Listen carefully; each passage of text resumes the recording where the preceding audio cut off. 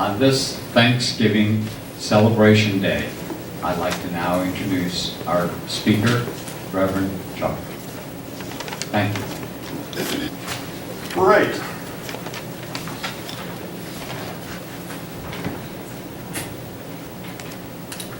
I don't think I'll ever forget the day when I was maybe 9. And my grandmother lived right across the street from us in a little Indiana town, like a farming community. And my grandmother was a Pentecostal woman. She was deeply spiritual, had a deep connection with God, and wanted that for her entire family. Unfortunately, there was a member in her family that was not so inclined, and it was her daughter. And her daughter had left, and she was doing her wild oats and all that kind of stuff. And I remember coming home, or going to my grandmother's house, and as she pulled up in the driveway, this gravel drive, another daughter came out and said, "Peggy just called, and she wants to come home." And I still remember my grandmother, with gratitude overflowing, breaking into tongues. Now, maybe tongues isn't a part of your spiritual experience, but it was certainly a part of hers. And the gratitude that came out of that woman was incredible. Tears of joy. Arms lifted in praise and gratefulness and adoration for what her God had done for her daughter. It was amazing. It was amazing. You ever felt deep gratitude like that? We had a friend who was out of work many years ago, and all the questions come up. Where's God? Where is God when I need work? I need to feed my family. I need to take care of our bills. I need to do this. I'm a man. I need to work. And I remember him asking those questions over and over. Where is God when this is going on? And we knew that his times were really difficult, and so,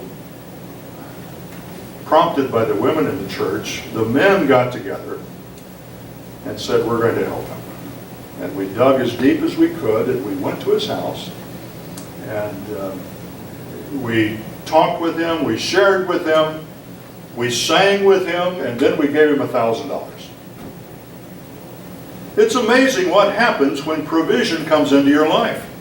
That's really what most of us are looking for in spirituality anyway, isn't that right? We're looking for a way to make sense out of this life that we're living. And this $1,000 was enough of a shot in the arm to help this fellow not only pay for his bills and buy groceries and take care of a few clothing items for his children, but also to give him the hope to go on. And he did, in fact, find a job not too long after that. It's called gratitude. It's what happens when something inside says that, yes, the divine is concerned for me. Yes, there's a way that I'm going to make it through this life. That's what Thanksgiving is all about, isn't it? That's what we say. You know, the Pilgrims came to America. They sat down with the Indians. And in gratitude for their safety and survival and the new friends they had made, they shared a meal of Thanksgiving. When I was in the Navy, our ship went to Hong Kong. Anchored out in Hong Kong Harbor when it was still a part of the British Commonwealth. There was a group of missionaries in Hong Kong called Youth with a Mission. Maybe you've heard of it. Now, personally, I probably would not be a part of their ministry. But they were wonderful people, wonderful, spiritually adept people. And so myself and a couple of other officers went up to their place, and they invited us to have Thanksgiving dinner with them. And we did. These were people who didn't have an income, who were there on faith, believing that their God would take care of them in the ministry that they had felt called to. These were people who were filled with joy. And I'd like to sing for you, if I may, the song of blessing that they, in chorus, sang as a group before they had the meal. And if you know it, you can sing it along with me. Give thanks with a grateful heart. Give thanks to the Holy One. Give thanks because He's given Jesus Christ, His Son. Give thanks to the Holy One. Give thanks to the Holy One. Give thanks because He's given Jesus Christ, His Son. And now let the weak say, I am strong. Let the poor say, I am weak, which because of what the Lord has done for us. Give thanks. Now, if you can imagine 500 people with hearts of gratitude singing that in 4-part harmony, that was a very moving experience for me. And that is the heart of gratitude. It's like knowing that, yes, there's something there. Yes, it's going to be okay. And it's our spirituality, isn't it? We have that connection. As a matter of fact, yesterday as I was writing this, I was sitting in my easy chair listening to some meditation music. And my heart was so filled with gratitude. So blessed to know that I have a connection with the divine. That in fact the divine is living through me, spurring this physical life, allowing me to be, causing me to be who I am at a cellular level, if we can put it that way. It's all about gratitude. If you have gratitude, then your heart is open, isn't it? Now here's an interesting thing that we talk to people about in counseling. Your emotions can be managed by you. Did you know that? I'm sure you did. A group like this, I know that you know that. Your emotions can be managed by you. So if you adopt a mental stance of thanksgiving, that emotion will be generated within your heart.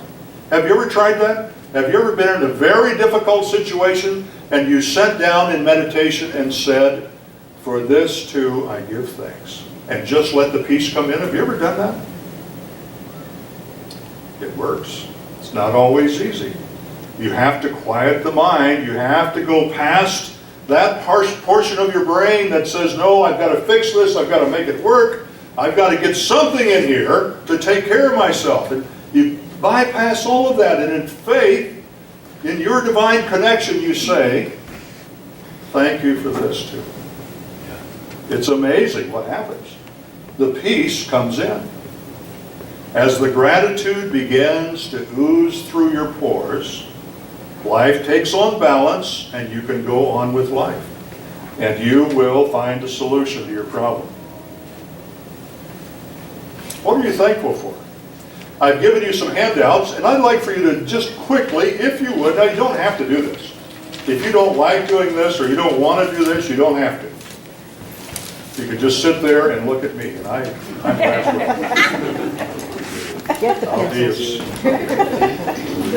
So, what are you thankful for? Would you quickly list 3 things that you're very grateful for? Now, it could be anything. It could be material possessions, it could be relationships, it could be the fact that that corn on your toe has been taken care of. It could be anything. What are you grateful for? Because all of life is an opportunity to be grateful. Would you do that now, please? Would you just take a few minutes and do that now? It's very important. In gratitude, you need to say it. What am I grateful for? So find someone, tell them what you're grateful for.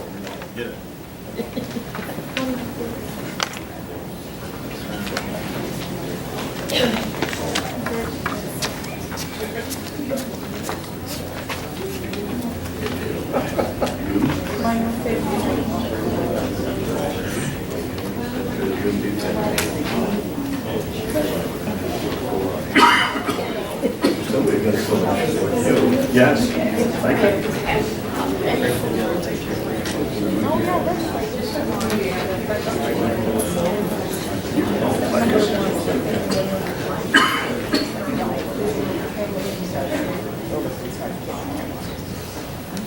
Okay, did everyone get a chance to share?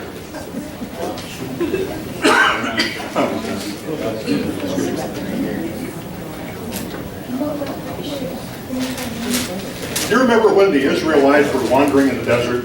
They had left Egypt. Do you remember those Bible stories? You know, the Israelites left because they had that God had spoken to Moses, and God told Moses it's time to take the people of God home to Israel. And so they went to the Pharaoh, and then there were 10 plagues, and finally the Pharaoh let them go, and they went to the Red Sea, and then Moses parted the water. Or was it the Dead Sea? I forget. And so they parted the water, they went across on dry land. Do you remember all that? And then the Israelites were out in the desert, and then they began to mumble.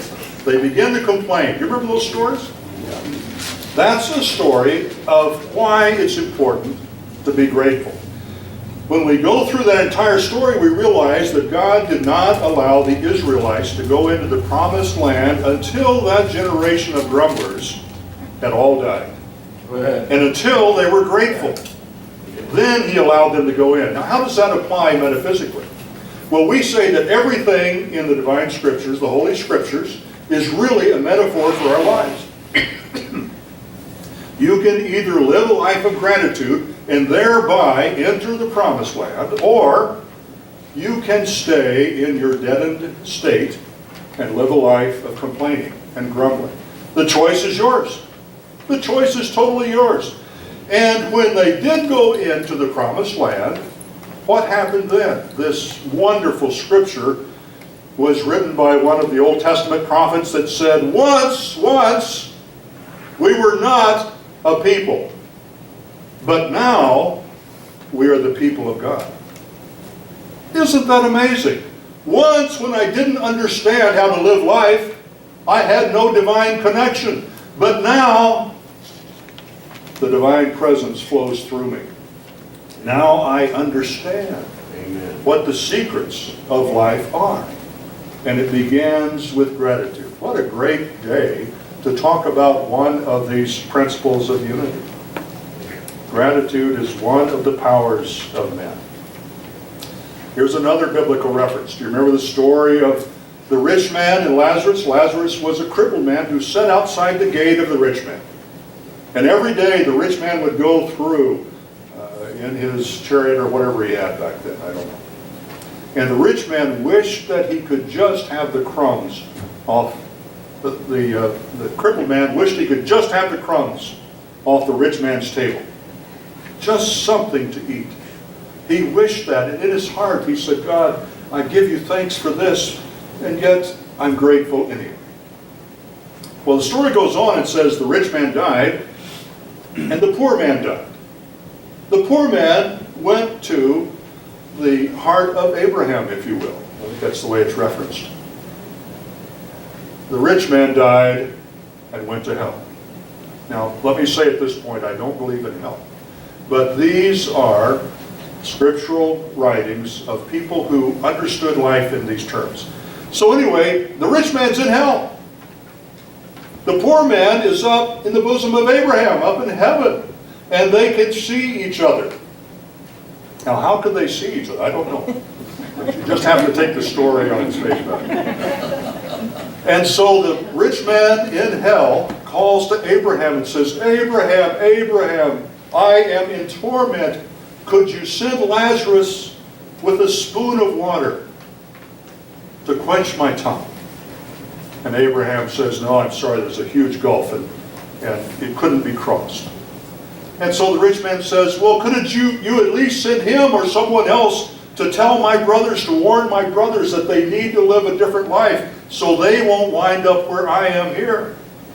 And Abraham said, no, they've got the prophets. They have the preachers. They have the understandings of life like everyone else. You had your joy in your life, and you didn't understand your spirituality, but this poor man, in all of his material poverty, did. And that's why he's here. Now I don't take that literally, but I do understand that metaphysically. If you want this life to be rich, then let your divine spirit flow. Let it go. Open it up. Give as much as you can.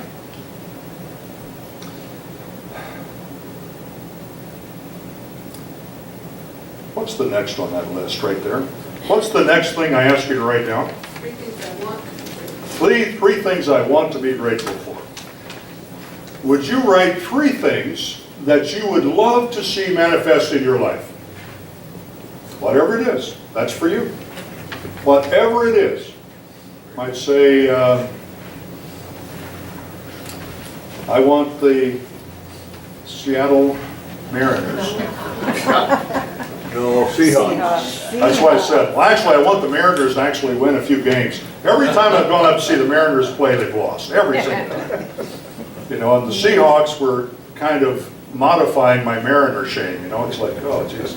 But I want to see the Seahawks win the Super Bowl again. Whatever yours is, write those 3 things down. And then again, share that information with your neighbor. Now, don't share anything that's too personal that you or anyone else would find embarrassing. But just do that quickly, if you will. Cross the drain off your list. It's done. Cross the drain outside. Got that? Streets are clear. Oh, thank you. Thank you. Thank you. Did anyone else see Joanne shoveling our drain out there this morning? Yes. Thank you. Thank you, Joanne Todd. We're going to rename the street to Joanne. Doing cotton gutter. Doing cotton gutter. Call it the JC Street. JC. It's the JC Street and room. Okay. Well, the guys gave up, so I had to go out and do it. Is that like the story of Noah? There you go. There you go. Okay, did you get a chance to share that information? No. Okay, are you going to? No. No. You just keep getting up there and being funny? You want to just move on? Say something else?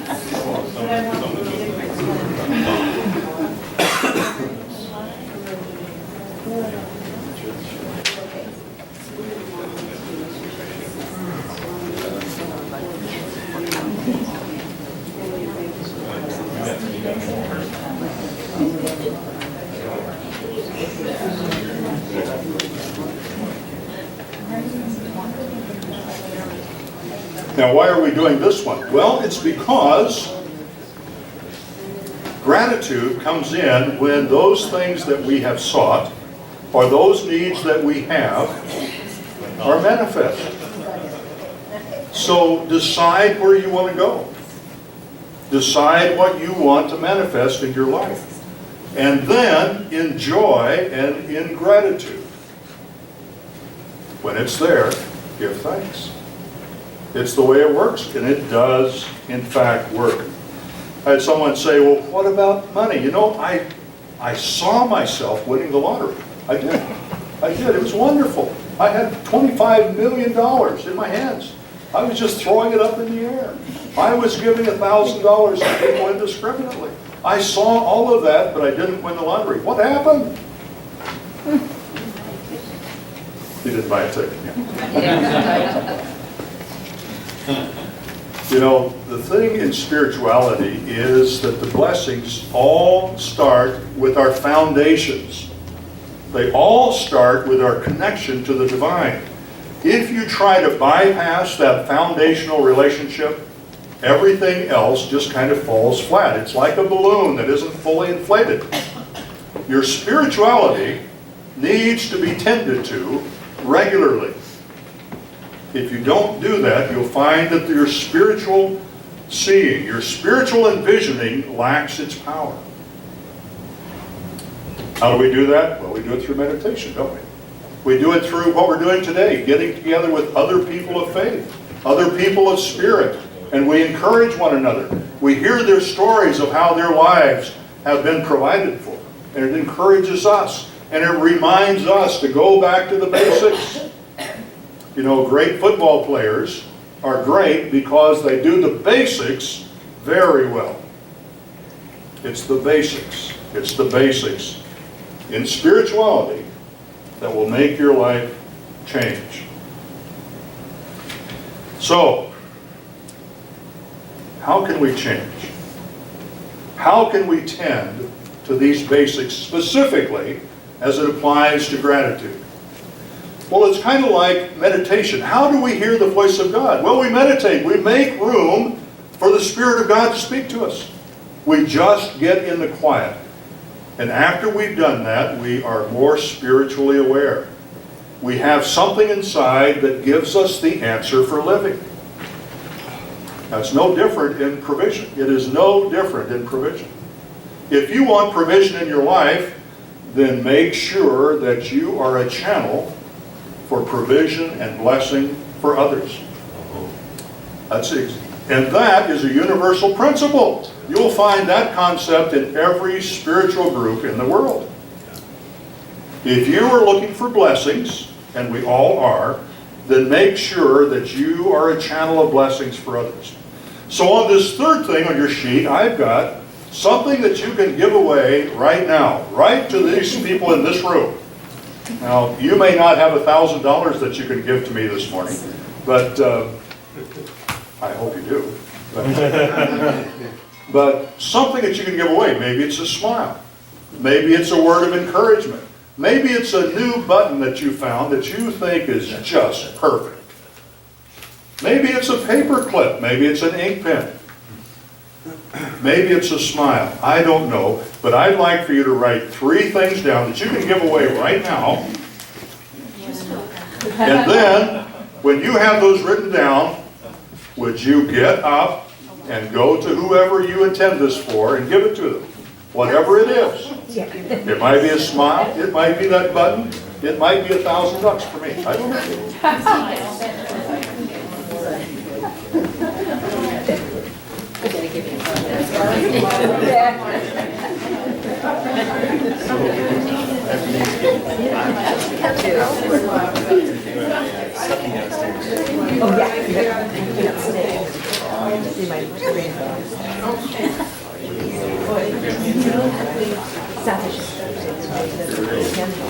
I appreciate you.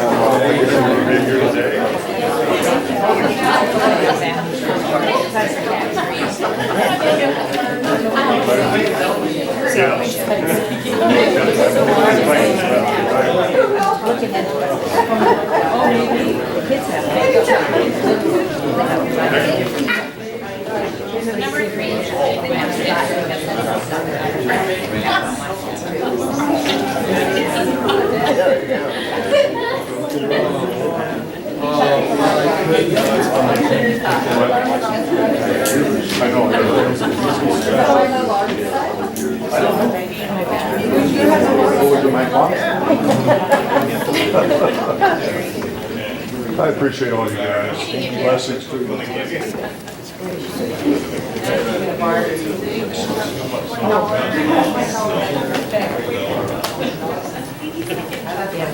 And then at the bottom of that handout, we've got some affirmations. Would you read them with me? Actually, would you stand? Would you stand and read these with me? Now, when you read them, I want you to put as much emotion into them as you can. Now, if you were at a ball game, you would feel free to yell, wouldn't you? Yeah.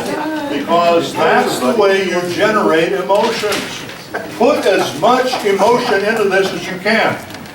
Emotion is how you begin to cause those things to come into manifestation. Here we go. I envision and experience my good. Now, go, yay! Get that emotion going. I experience my good. Okay, here we go. Life meets my needs as my needs arise. Yay!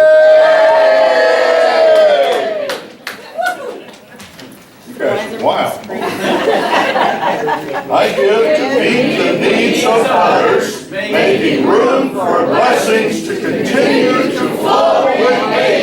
Yay! Please don't tell any of your friends about this, okay? I now focus on my joy and the joy of giving. Yay! This next one's a long one, but we'll do it. I celebrate all of the challenges of life, knowing that I am one with the all. My struggles are the petal of a rose, creased between two fingers, giving off a fragrance of blessing for all of the world to experience. My struggles are not without meaning. They are written into the tablet